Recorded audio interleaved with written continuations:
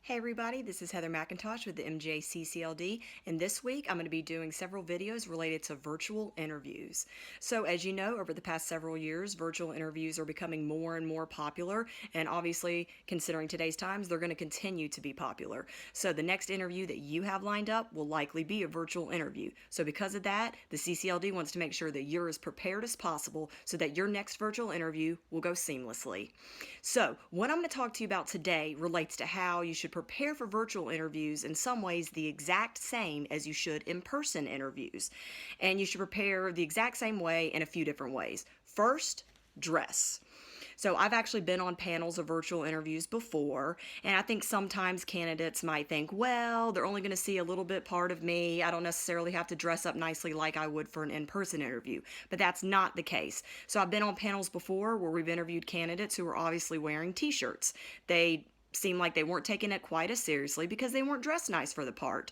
And we noticed that, it makes it seem like you're not taking it as seriously. So even though you're only going to be seen from here up or maybe from here up, it is noticeable if you are continuing to wear casual clothing and not dressing the part. So you want to dress the exact same as you would for an in-person interview. So typically that would be some sort of suit or a nice top with a blazer, anything like that. So you want to still dress the part exactly the same as you would an in-person interview. The second main tip relates to preparing what you would normally bring to an interview. So typically, we would recommend if you go to an interview, you bring either a folder or a nice portfolio that has your resume, a copy of the job description, and the cover letter or letter of interest that you submitted, and that you would typically have that with you in a portfolio. Well, you want to do the same thing. If you can, you want to print those items out and have them laying next to you during the interview, because the interviewers are going to be referencing those items as well. And you don't want to necessarily just have them pulled up on your computer. That's why I stress you want to print them out if possible. Because if you have them pulled up on your computer, then you're going to wind up losing eye contact. And if they refer to a part of your resume, you're going to be doing this and clicking around, and they're going to see that you're clicking. And again, it takes away from the eye contact, and it just seems distracting. So that's why it'd be easy to have it right next to you, so you can just have it right in front of you, in your lap, to the side, and you can just glance over and be able to easily access it and easily get to the information that they're referring to. So you want to do that the same way as an in-person interview as well. And the third way would be preparing your questions.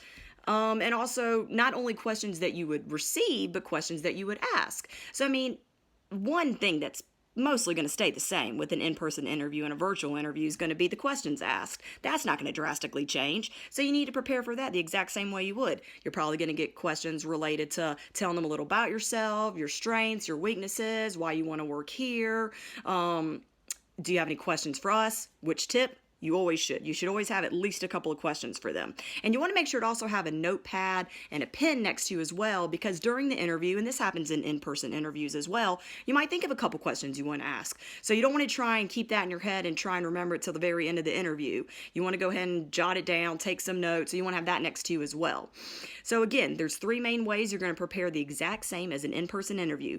Dress the part, have all the necessary paperwork printed out and in front of you, and prepare the interview questions the same way you would normally.